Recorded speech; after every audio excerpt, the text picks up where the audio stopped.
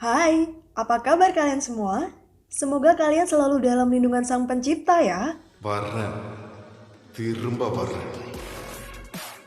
Berjumpa kembali dengan alur cerita film Al-Fahri TLG. Di video kali ini saya akan menceritakan film Manado yang rilis pada tanggal 25 November 2021. Film ini dibintangi oleh Silambarasan Rajendar, S.J. Suryah, dan Kalyani Priyadarshan, dan disutradarai oleh Venkat Prabu. Film ini mengisahkan tentang perjuangan pemuda muslim bernama Abdul Halik yang terperangkap dalam sebuah lingkaran waktu dan perlu menyelesaikan misteri untuk terus maju menempuh kehidupan di hari esoknya. Udah pada penasaran kan? Yuk kita masuk ke alur ceritanya.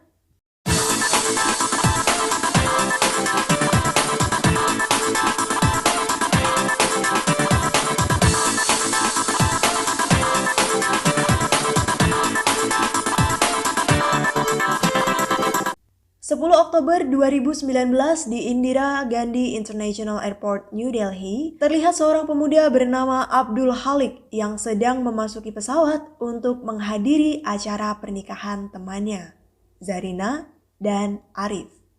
Di pesawat, dia duduk di sebelah wanita bernama Sita Laksmi. Mereka kemudian berkenalan dan mengobrol satu sama lain yang ternyata Halik dan Sita sama-sama akan mendatangi pernikahan yang sama. Mereka pun sepakat akan naik mobil bersama. Akhirnya pesawat pun landing dengan tepat waktu dan mereka masuk ke bandara.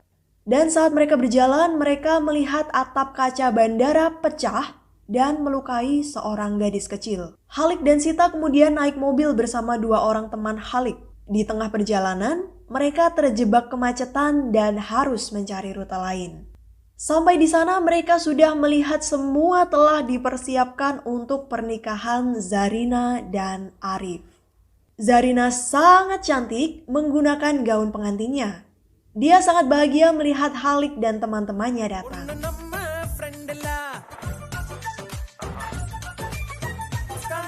Mereka semua membaur, bernyanyi, dan menari bersama hingga Halik bertemu dengan Sita. Namun Halik dan teman-temannya ternyata mempunyai rencana lain, yaitu mereka ingin menculik Zarina yang sudah mencintai Murti. Halik melibatkan Sita dalam menjalankan aksinya. Dia meminta Sita mengantarkan baju kepada Zarina, di mana baju ini akan digunakan oleh Zarina saat mereka akan membawanya. Tanpa rasa curiga, Sita pun membawa baju tersebut kepada Zarina. Karena Halik mengatakan ini adalah sebuah permintaan, maka ia menandai baju tersebut dengan warna kuning. Namun Arif yang diberi kode oleh Sita pun malah merasa bingung. Hingga saat Sita melihat Zarina dibawa kabur oleh Halik dan kawan-kawannya menggunakan mobil, Sita pun menjerit. Dan Arif segera mengajak beberapa anggota keluarganya untuk mengejar mereka menggunakan beberapa mobil. Arif dan kelompoknya terhalang oleh sebuah truk yang mengakibatkan mobil mereka kehilangan mobil Halik. Halik yang menyadari kelompok Arif tertinggal melambatkan kendali mobilnya dan membicarakan rencana mereka yang akan menikahkan Murti dengan Zarina. Namun di tengah perjalanan, Halik tanpa sengaja menabrak seorang pria muslim bernama Rafiq. Saat mereka memasukkan korban ke dalam mobil, kepolisian pun datang dan memindahkan korban ke mobil mereka. Beberapa saat kemudian, Kapolsek datang menginterogasi Halik dan teman-temannya. Kapolsek yang tahu bahwa Halik dan teman-temannya adalah seorang muslim, langsung membawa mereka ke gudang kosong. Di sana, Halik terkejut ketika melihat Rafiq yang dibiarkan tergeletak di lantai dan tidak dibawa ke rumah sakit. Halik mencoba protes dan bertanya kepada Kapolsek tentang Rafiq yang tidak dibawa ke rumah sakit. Namun, Kapolsek tidak peduli dengan protes Halik. Kapolsek malah memaksa Halik berganti baju dan berfoto seakan-akan Halik adalah seorang wartawan. Halik tidak tahu apa maksud Kapolsek. Halik hanya menurut saja perintah Kapolsek karena teman-teman Halik ditahan oleh Kapolsek. Di sana Halik memperhatikan beberapa ruangan dan melihat dua orang wanita yang ketakutan di ruangan yang berbeda. Setelah ganti baju dan berfoto, Halik diantar ke acara konferensi nasional yang dihadiri oleh Perdana Menteri di kawasan orang-orang yang beragama Hindu. Halik juga diberi ID card, tas, dan juga Bluetooth HP di telinganya. Setelah masuk ke dalam kerumunan, Halik diperintah Kapolsek untuk membuka tasnya dan mengambil pistol. Halik diminta untuk mengarahkan pistol tersebut ke Perdana Menteri. Halik yang sadar bahwa dirinya diperintah untuk membunuh Perdana Menteri, ia menolak melakukan hal tersebut. Namun, Kapolsek terus memaksa hingga Halik mendengar Zarina menjerit ketika Murti ditembak oleh Kapolsek. Dengan terpaksa sambil menangis, Halik mengarahkan pistol tersebut ke Perdana Menteri walaupun tidak melepaskan tembakannya. Namun tiba-tiba Perdana Menteri ditembak oleh orang lain hingga tewas. Seorang penduduk yang melihat Halik segera menjerit dan mengatakan Halik adalah pelakunya. Tak berapa lama anggota kepolisian datang mengepung dan menembaki tubuh Halik hingga tewas. Halik tersadar ternyata ia masih berada di pesawat tepat di sebelah Sita yang sedang ketakutan ketika pesawat mengalami goncangan sama seperti saat bertemu dengan Sita pertama kalinya. Halik langsung menyapa Sita dan menjelaskan kepada Sita yang kebingungan tentang apa yang terjadi. Namun, Sita pun tidak percaya. Saat berjalan ke bandara, Halik melindungi gadis kecil dari jatuhnya atap kaca. Disinilah Sita baru percaya dengan apa yang dikatakan oleh Halik. Dua temannya yang lain belum percaya dan belum mengerti apa yang dikatakan oleh Halik tersebut. Dan di tengah perjalanan, Halik memberitahu temannya bahwa akan terjadi sebuah kemacetan. Mereka bingung mengapa Halik bisa mengetahui kalau akan ada kemacetan. Mereka pun kembali melakukan penculikan terhadap Zarina. Saat mereka melintasi jalan di mana Halik menabrak Rafiq, Halik menghentikan mobilnya. Teman-temannya pun merasa bingung dengan tindakan Halik. Halik mengatakan kepada teman-temannya bahwa sebentar lagi akan ada seorang laki-laki bernama Rafiq dan tiba-tiba Rafiq pun datang meminta pertolongan karena dirinya dipaksa untuk membunuh Perdana Menteri. Pada akhirnya teman-teman Halik pun percaya dengan apa yang dikatakan Halik sebelumnya. Saat Halik ingin mengendarai mobilnya, tiba-tiba Kapolsek datang lagi bersama anak buahnya hingga mengakibatkan Rafiq melarikan diri. Melihat Rafiq melarikan diri, Kapolsek marah besar dan langsung menembak Halik hingga tewas.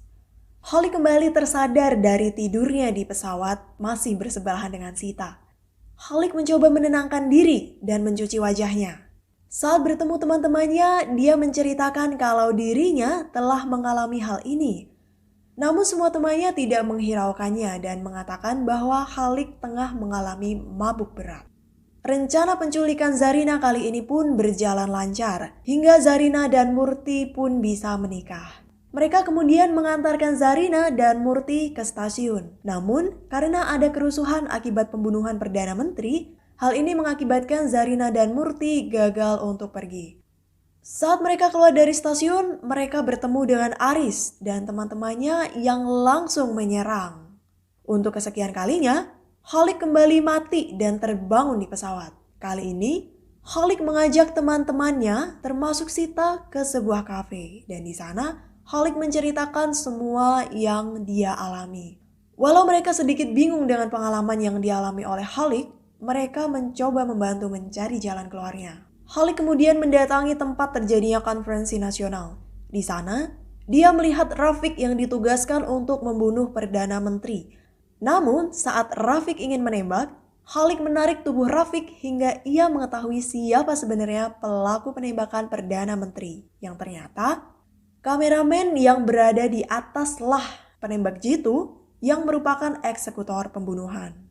Halik berusaha menyelamatkan Rafiq, namun mereka dihadang oleh Kapolsek. Halik pun membongkar semua upaya Kapolsek untuk membunuh Perdana Menteri.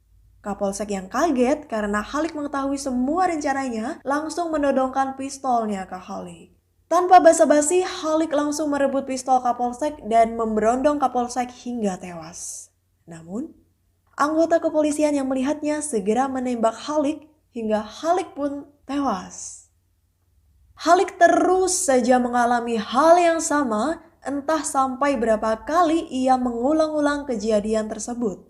Dan kali ini Halik sudah berada di tempat konferensi dan mengamati pelaku penembakan Perdana Menteri.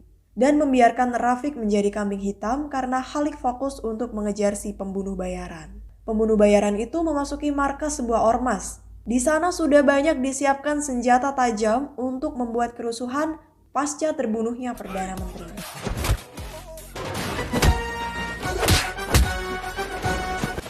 Khalik terlibat baku hantam dengan mereka semua. Namun, Khalik berhasil mengejar si penembak jitu tersebut. Si penembak jitu tersebut mengatakan bahwa dia mempersiapkan semuanya di sebuah hotel di kamar nomor 414.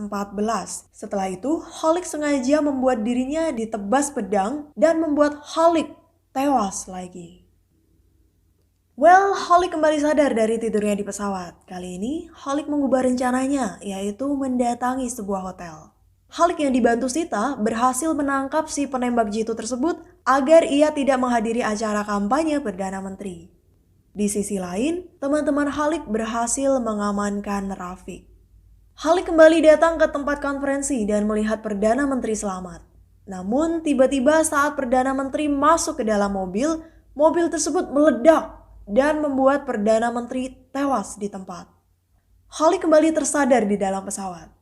Usahanya kali ini sedikit berbeda karena dia mengajak semua temannya termasuk Sita ke tempat konferensi tersebut.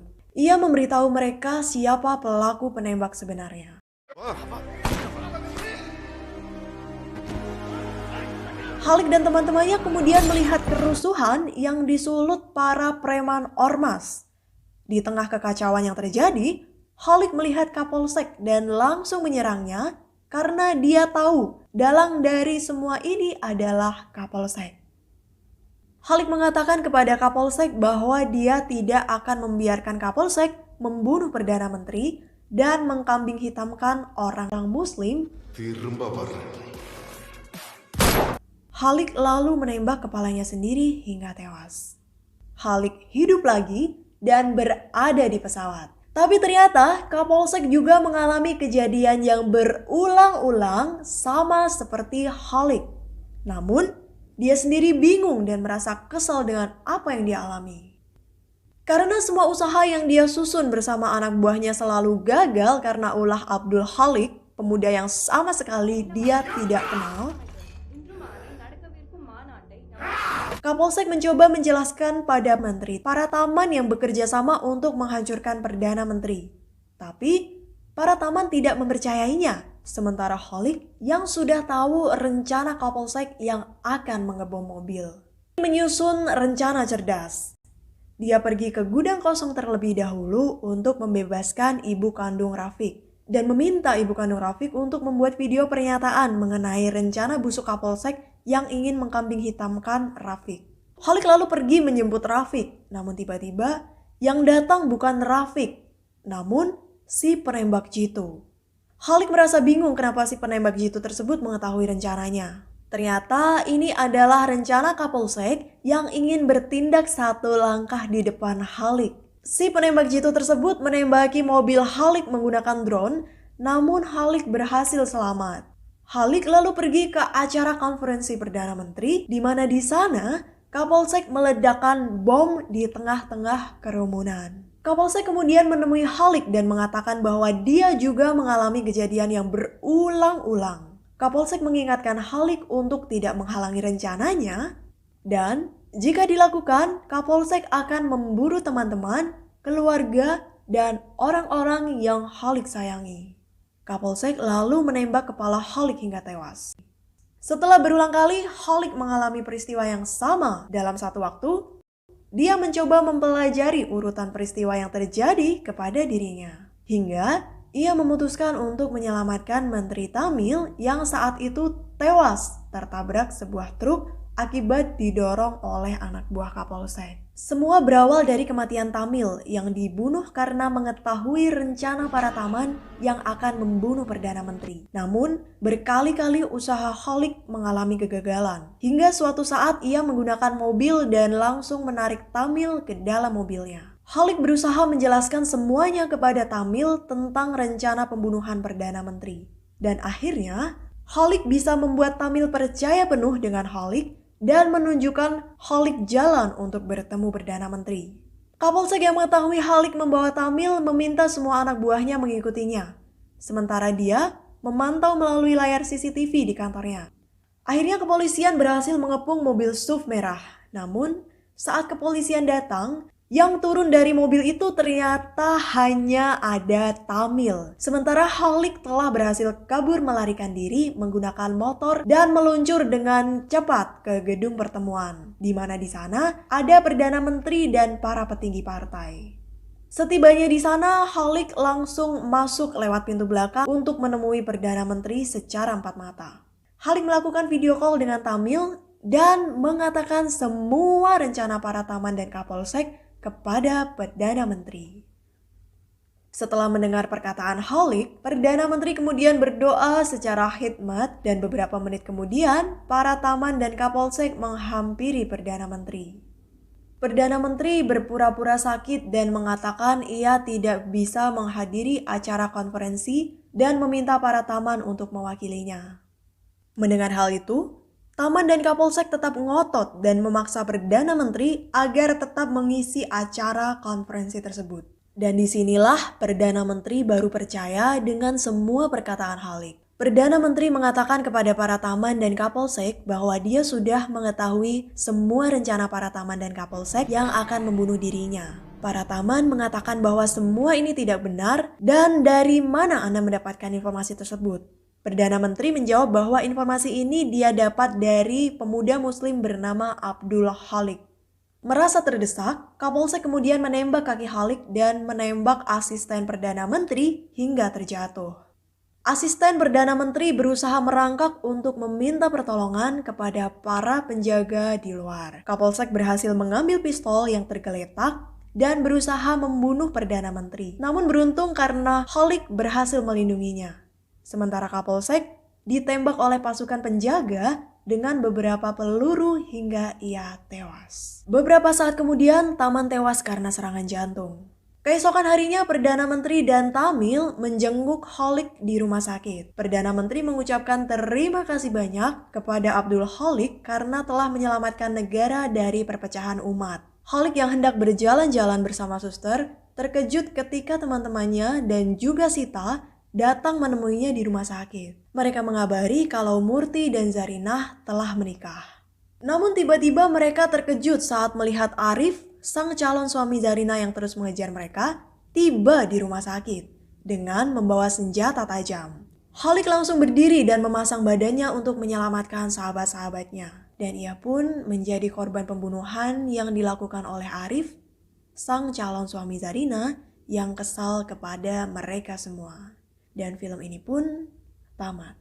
Sekian tadi film Manado yang rilis pada 25 November 2021. Jangan lupa like, komen, dan subscribe. Dan jangan lupa untuk menyalakan lonceng notifikasinya supaya bisa terus berlangganan alur cerita-cerita film yang lain dari channel ini. Terima kasih dari saya, sekian, sampai jumpa.